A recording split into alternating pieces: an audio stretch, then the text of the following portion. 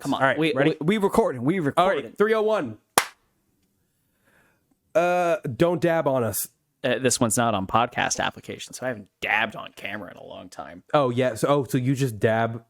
Every time, the only time I ever dab is youtube.com/Scope Productions. That is the worst thing I'm going to put a censor bar over just the dab and going to bleep it out because I don't want anybody to hear that.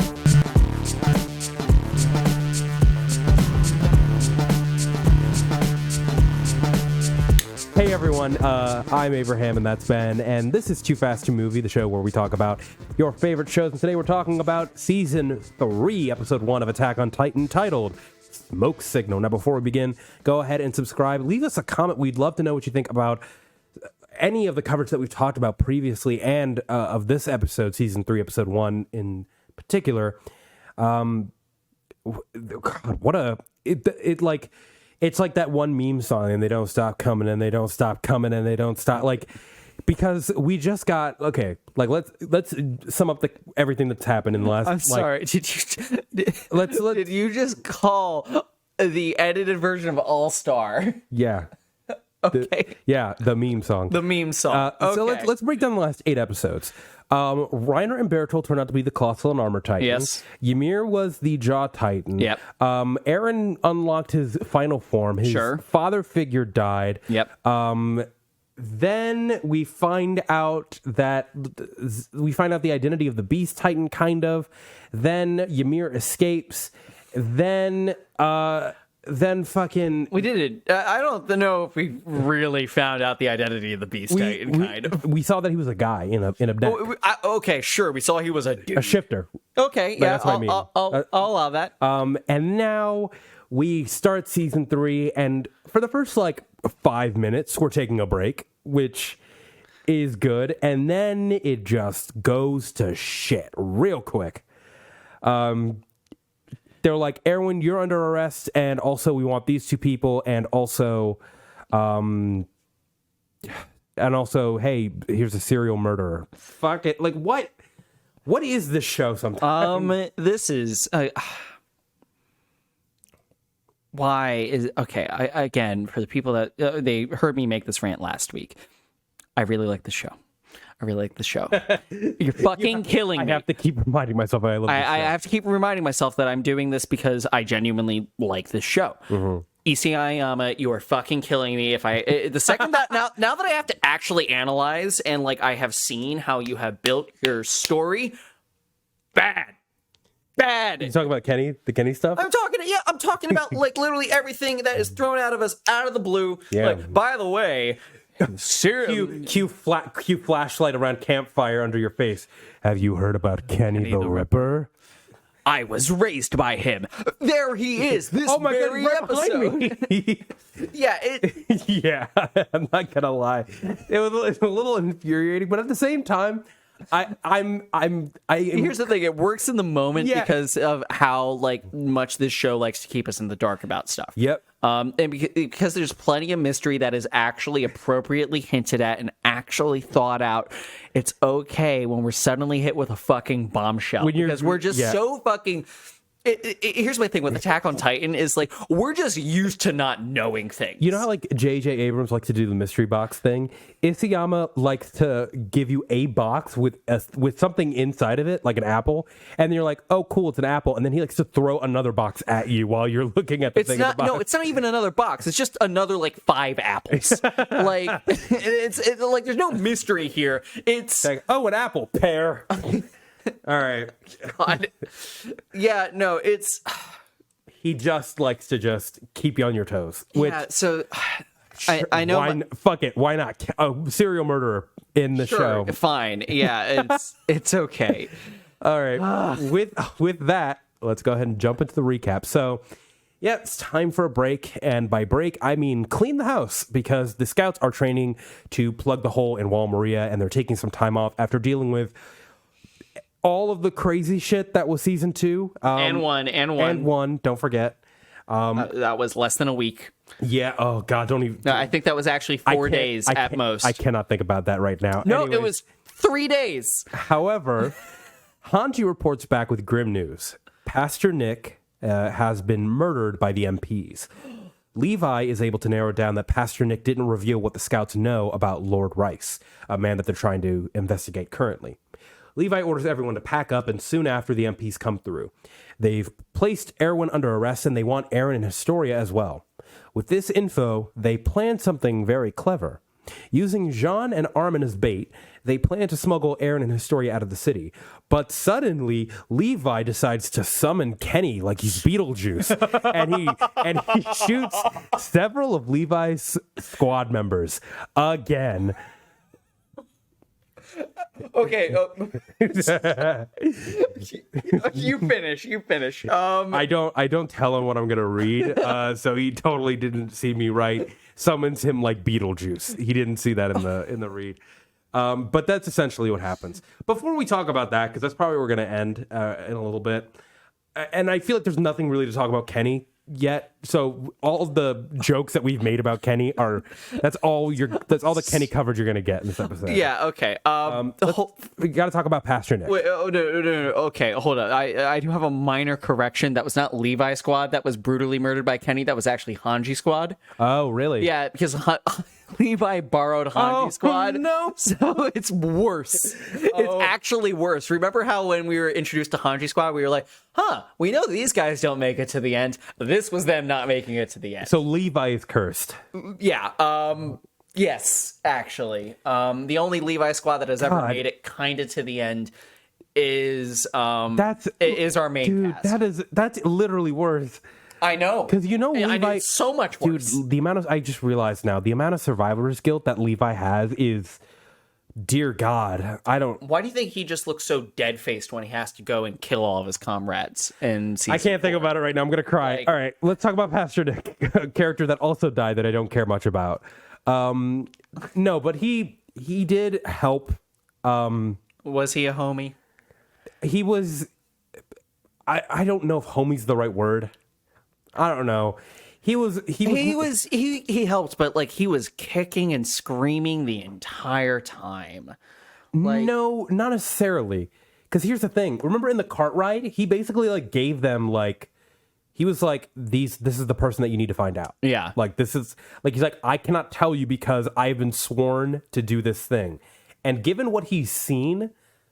Oh, he fully believes that he cannot do it. I'm right there with you. Yeah, so it's imagine if you saw Rod or the Founding Titan on a daily basis, and you knew that Titans were people, you knew that the walls were Titans, and that this whole society has been constructed by one person. Yep. You'd be like, I'm good. I'm not gonna keep my mouth shut. I'm not gonna attempt that. Yeah. The fact that he even gave them a breadcrumb trail to follow. Yeah. It was a ton of help. They wouldn't have gotten this far without Pastor Nick. The one thing that I find so funny about this, so I'm thankfully I'm doing so me and my partner are doing a rewatch, so the characters stay fresh. Mm-hmm.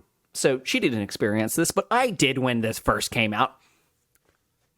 When Pastor Nick died, the only thing that I said to myself was, "Who the fuck is that?" Yeah. Because he just goes on the back burner, and this is again, Isayama does not give his characters a lot of room to breathe and be fully fleshed out before he murders them sometimes. Well, this is one of those things where if you're watching week to week, it kills it. Yeah, if you're watching week to week, you just don't know what's happening. If you are binging, you will immediately understand how important this is. And just like how it's exactly like what happened between seasons 1 and 2. Yeah. Imagine if you're because before we were how long does season 2 take place? After it, a week, maybe 2 weeks. No, season 1 and season 2 happen within 12 hours of each other. Yep. So it's I'm not gonna. I don't think this is Isayama's fault. I think this is just the problem. This is the problem with adapting it. He was doing chapters every month. The pace was it was really good. So, fair point. Very fair point. That's all we got to say about Pastor Nick. Rest in peace, I guess. You served us well. You were useful up until it would have been too inconvenient for you to still be alive. Yep. Speaking of people that we want alive, and by alive I mean dead. Segues are hard. Let's talk about the MPs.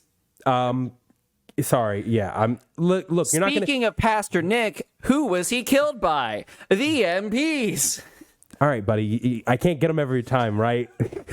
Fucking, I'm batting 1,000 over here. Like I'm you miss one, you strike out once, and they go fucking. Fucking loser, get off my team. God, Yankees fans. This is Philly sports, bitch. Actually, no, this is Phillies. Yeah, this is. Right. That's what that is. All right. Yeah, the MPs really show their they just go ham. I mean, we always knew they were bad, but this episode was. But making a bullshit charge because they accuse Erwin of going against the clause that says because he's basically been hoarding Erin. Yeah, he's been hoarding Erin, and that's never been a problem up until now. Yeah. So if they, and not only that, a military tribunal decided that. Yeah. It's very clear that this is bullshit. Mm-hmm.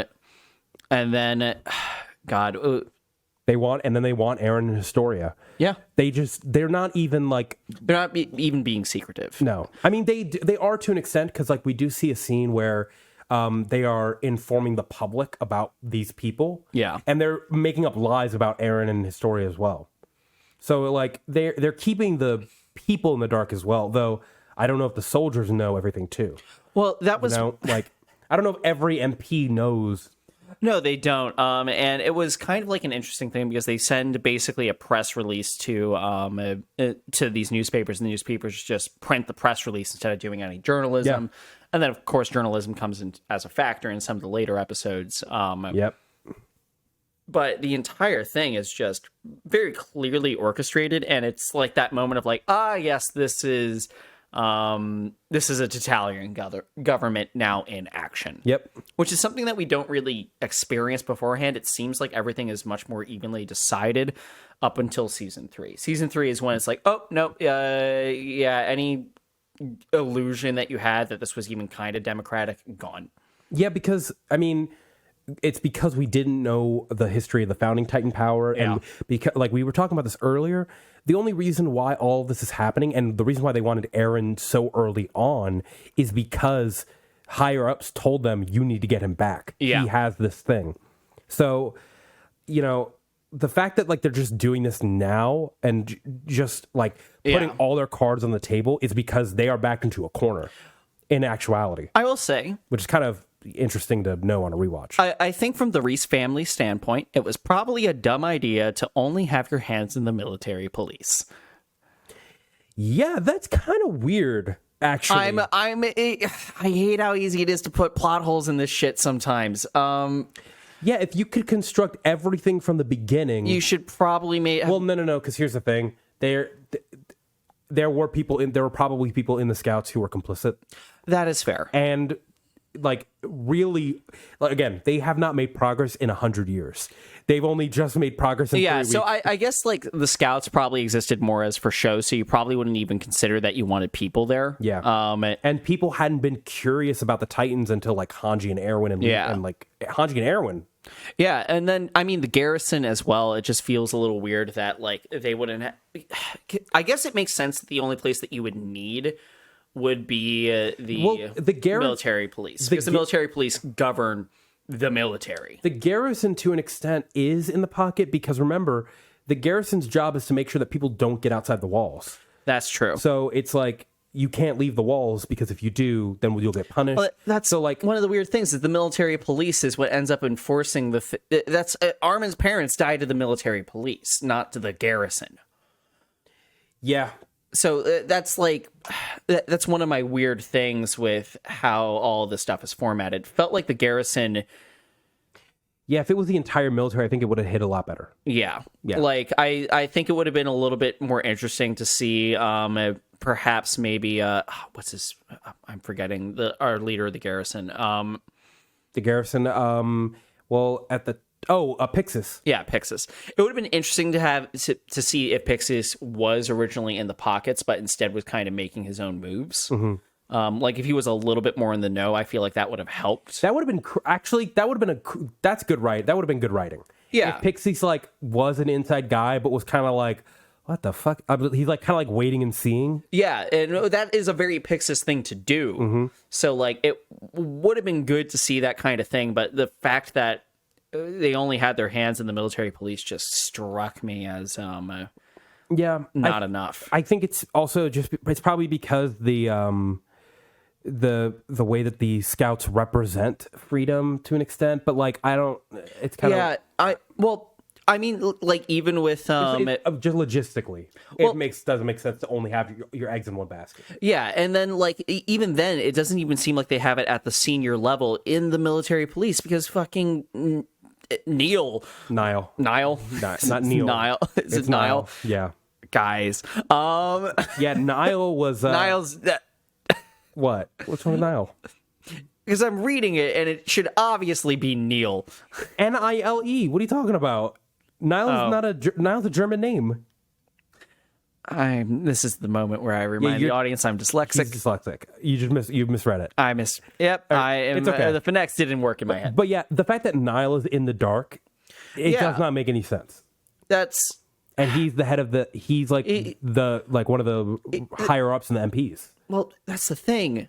He's supposed to be when we were looking at this, it's just like, what is his rank? And technically, it's supposed to be the leader of the military police. Mm-hmm. He's technically supposed to be in charge of the fucking military police.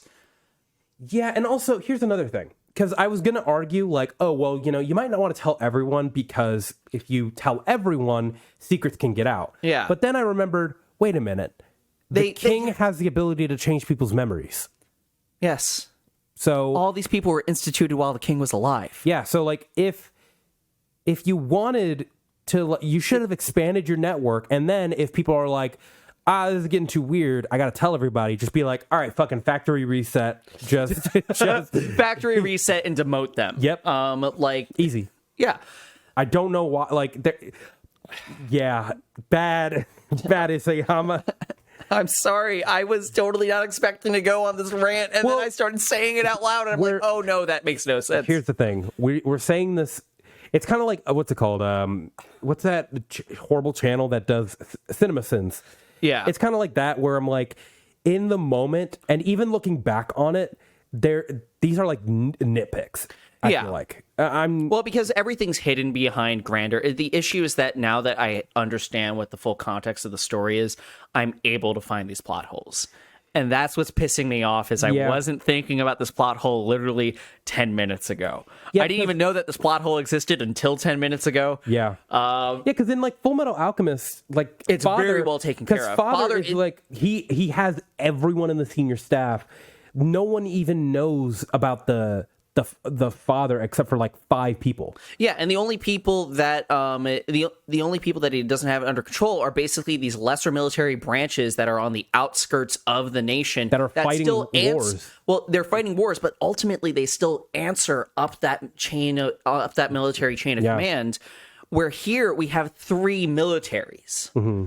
So, and they do not answer to each other. They only answer kind of to the king. There's a fake king, obviously. Yeah. But they just answer to those people. Yeah, the fact that it's not all central. Yeah, I think this would have been way more strong. This would have been a lot more solid if you just if there wasn't such a line between MPs good, Scouts good, MPs bad. Yeah. That would probably would have fixed everything. And then Garrison's just fucking chilling. Yeah. Last thing, because I know we're on this train, let's talk about the inconsistencies with Erin's training, why he wasn't able to transform in this one moment. Wait, this is our start to season 3 is just fucking ripping a hole in this thing? Dude, because we know it's going to be good. I'm not here. Season 3 is awesome. Look, you're not here. We're not here to fucking, suck Isayama's dick. I was going to say that, damn it, but I didn't know if I wanted to. Yeah, we're not here to do that. We're here to give our honest, this is like a full-on analysis of the thing. And if there are holes in it, we're going to poke them. It doesn't make the show bad. No, it doesn't. It just makes it less enjoyable for me. I don't think it does. I think that, because here's the thing. Does it ruin... No, seriously. Does it ruin, the themes of Attack on Titan? No, it doesn't ruin that, but I already have problems with these really important aspects of the thematic elements of where the show's going. Okay. That's the issue, is that this show... I said it, last week. The show's on thin ice with me, man. All right, well... that's my issue right now. Yeah, well... Yeah, basically, they throw in a scene where Erin tries to transform and his like tongue rips out or whatever. He's like half baked and like fucked gooey. up. Yeah.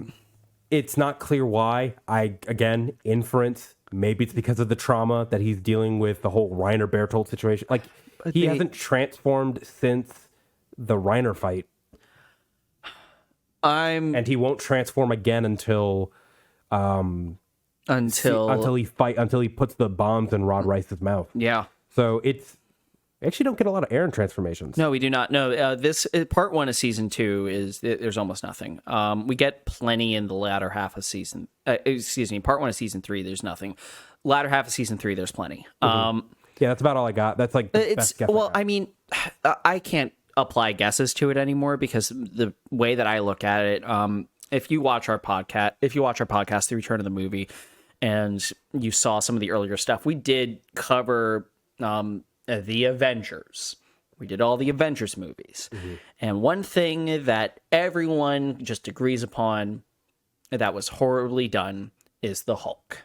And the fact that they can never seem to come up with a consistent way that the Hulk transforms and the Hulk behaves. Mm-hmm. This applies to Erin so much. Yeah, because they're like willpower. It's like you need a goal and you need to hurt yourself. And it's like... But then that doesn't work, and sometimes he just doesn't have control. Yeah. But we never actually see him overcoming the part where he couldn't control himself. Yeah, and goal doesn't have anything to do with mindset. No. So like they never like explicitly stated that rule. So yeah, there's no rules, and not only that, like we're kind of just. Like, it feels like a lot of reasons for, like, the difference between his powers are kind of invented after the fact. Mm-hmm. Like, it comes together really well in season 4, where we have a very clean magic system and a very clean set of parameters that need to be reached in order for Erin to use his powers. Mm-hmm. But at this point, we just know that he can scream, sometimes change things. We've seen his Titan go into this weird berserk flaming moment exactly once, and we will never see it again. Nope. Never will. We see that the hardening thing works and you can create a stone hardening Titan outward, but even when we get to the Warhammer Titan later, we don't actually understand the full difference between that. We never actually understand why the fuck there's some additional spinal fluid that just says armor on it. Was that to make another armored Titan? But we know that there's only 9 Titans. Actually, no, there is a thing, I will say, the thing that I just thought about, actually, about the willpower thing, that actually kind of is explored with another character, Reiner, in season 4, part 1. Oh, you're right. I totally forgot about that. Remember where he was like half baked? Yeah, he couldn't. He couldn't get his Titan up. Yeah, he couldn't get his Titan up, and then he was like kind of like not as armored. Yeah, and then he like easily just got fucking wrecked by Erin. Yeah, maybe I think Will might have to do with it. Which I guess if we're gonna inference, if we have to. It's probably because of all of the... he just saw Han... Literally, Hannes' death was a couple days ago. Yeah, it was not too long ago. And he found out his best friends were fucking the people responsible for his mother's death. Yeah. And everything that he's going through now. Maybe that's why he's having trouble transforming. And also, it makes sense because later on, the reason he transforms right at the moment where Armin gives him words of encouragement about how he can make a change. And a difference. That's fair. I think I'm not trying to defend Isayama. I'm not saying it's good writing. I'm just trying to come up with whatever might have been going through. Explicitly, make clear what's happening in your magic system, guys. You have to, because if you don't, it leads to fanboys like me trying to rationalize your shitty writing. Oh man, that just got so much hate in the comments, but. I mean, it's true. I'm being hyperbolic, obviously. Yeah. It's not shitty. It's just like, it's very flawed. Yeah. I think there is a distinction. If he had a story editor or a more involved one, sorry, didn't mean for that to be a diss, but if he had a more involved story writer, like giving him like, no, this doesn't make sense, or this doesn't make sense. Yeah, he would need an editor that is like actually on top of it, which I don't. All the evidence points towards the contrary, based off of just the last however many minutes of taping we have done. Because we've been ripping apart this thing like to no end. Here's the thing. This season's really good. Despite everything we're talking about, the season's phenomenal. It's my favorite episodes are in season 2, but I think my favorite season is season 3 because of what this does for the world building, the answers that it gives us, and the sudden moral conundrum that it puts upon the entire show. Yeah. Agreed. I think that there are several cardinal sins that were committed in this episode in order to get this plotline started? Yes. Do I forgive them? We'll wait and see. For the sake of season 3, I will say yes. For the sake of the entire show, jury's still out. Yeah, that's kind of where I will agree with you. I mean, I've seen it, so I know what my verdict is. But you haven't, so that is true. Listen, I know we rip apart the show a lot, but we really do love talking about the show. Like, we would not be covering Attack on Titan if we didn't if we didn't find it at the very least interesting and worth talking about. Oh, because this is it's an important show to talk about. It's one of the most popular animes. It's what jump-started anime in the modern age. I think everyone forgets about this. Crunchyroll existed before Attack on Titan, guys. Mm-hmm. I don't know if people remember that, but Crunchyroll was around beforehand. And the only reason why I subscribed in 2014 was because they had the exclusive rights to Attack on Titan, and it looked fucking badass as possible. Yep. It's the only reason why I was ever watching anything on Crunchyroll. And now look at what has boomed from that. So if it wasn't for that, if it wasn't for this show, anime probably would the animation industry in Japan the landscape would be totally different. Oh yeah. So let us know what you think about season 3. Do you agree with our qualms? I know we rip apart the show a lot, and I'm now genuinely curious if we're the only ones in this boat. I don't think we are, because I think that everything that we're saying is I feel like everything we're saying is rational. Here's what I think it probably is. But the thing is, the people that are going to nitpick and cover Attack on Titan, I feel like there's going to be a lot more fanboys and echo chamber bullshit than there is going to be an actual honest criticism. Yeah. And the people that are doing actual honest criticisms, their attention is going to be much farther spread than ours. Yeah, that's fair. So I would not be surprised if we were one of the few hot takes on the internet that was... I mean, it's not really a hot take to say that Attack on Titan has plot holes and isn't perfect. Because no show is. That's fair. I will say... Most shows aren't, I should say. Most shows aren't. I will say Attack on Titan, I have never seen a fandom that looks at a show with more rose-tinted glasses. Jury's still out on that. I think there's definitely some. What shows what are the worst fandoms? Let us know in the comment section down below. Until next time, guys, thank you guys so much for watching. My name's Abraham. That is Ben. And this is 2Fast2Movie. I am tired because we've been recording since... I'm just gonna go pass we've been recording for 3 hours. It's fine. Let's stop. Oh, I'm the one that has to hit stop.